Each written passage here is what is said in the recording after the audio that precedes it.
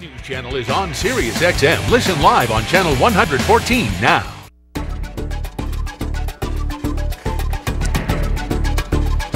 16 minutes now past the hour. A new report suggests the Department of Justice could be caving to civil rights activists. Attorney General Eric Holder pushing a new policy that placates Islamic groups by expanding a ban on racial profiling in terror investigations. Could a move like this hurt the fight against violent extremism?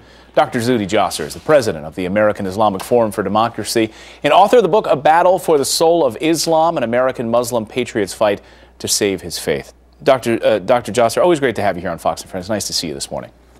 Nice to see you, Clayton. Thanks for having me. Is a move like this by the Department of Justice dangerous to our ability to fight terror in the world?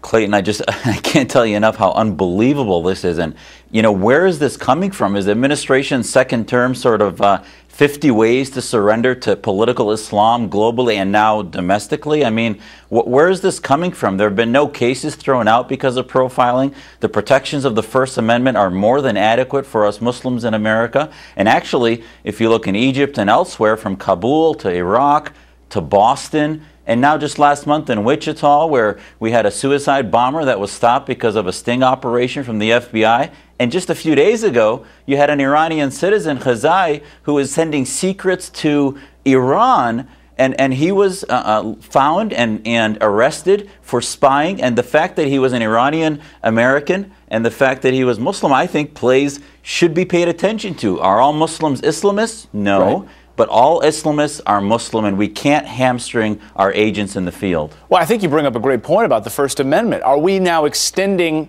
our United States First Amendment American rights to foreign fighters, foreign terrorists, people whom we might be investigating? What if someone in America is on the phone or having direct contact with an Islamic extremist? Is that person then cut off because of their religious beliefs?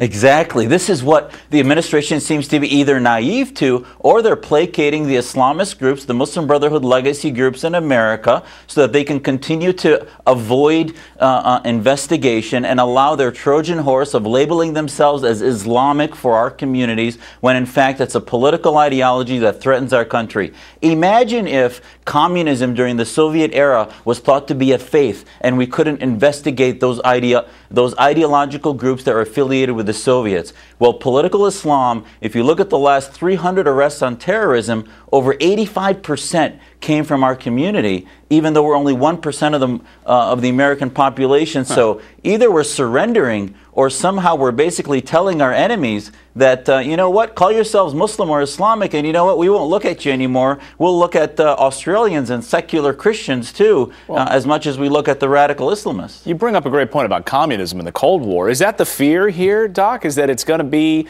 a return to some sort of McCarthyism? We're going to a witch hunt for anyone who happens to have this faith? Is that the fear?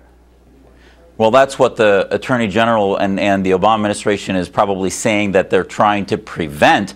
And I can tell you, if you look at the Webster Commission report on Nidal Hassan, there were all these red flags. He was going around Walter Reed with a card that said Soldier of Allah, and nobody wanted to say something because they were afraid of being targeted by the Justice Department as being profiling. So either we learn the lessons of Fort Hood and of Boston, or we're going to continue to surrender. And I don't see any evidence of any cases being thrown out because of profiling, or our agents on the ground doing things that are completely abhorrent to the Constitution. Yes, I'm not surrendering my rights to the Constitution, but there's no need for this new profiling other than to placate high-level influencing brotherhood groups in this administration. Dr. Zuhdi Jasser, always great to have you here on Fox and Friends. No one with a better perspective here. Thanks, Doctor. Thanks. Thanks, Coming buddy. up here on the show, he came home.